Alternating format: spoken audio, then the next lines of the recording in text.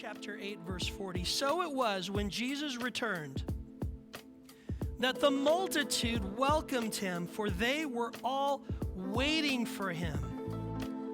And behold, there came a man named Jairus, and he was a ruler of the synagogue. And he fell down at Jesus' feet and begged him to come to his house. For he had an only daughter, about 12 years of age, and she was dying.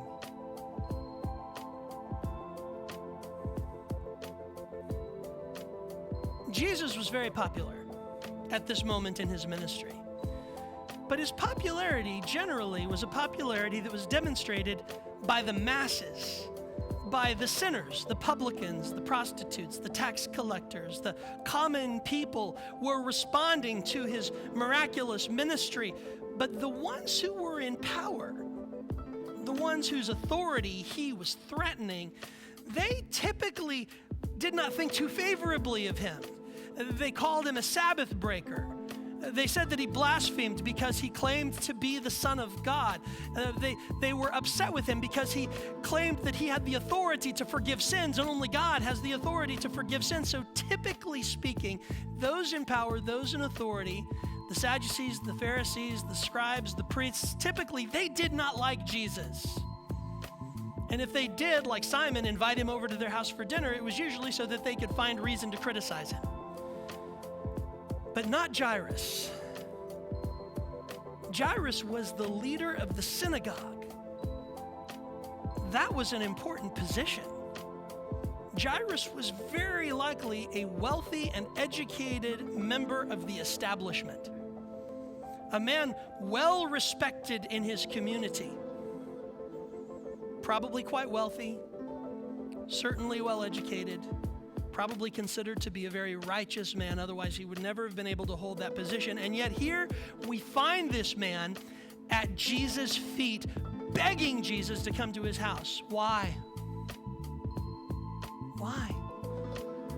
Because his daughter was about to die. This is instructive.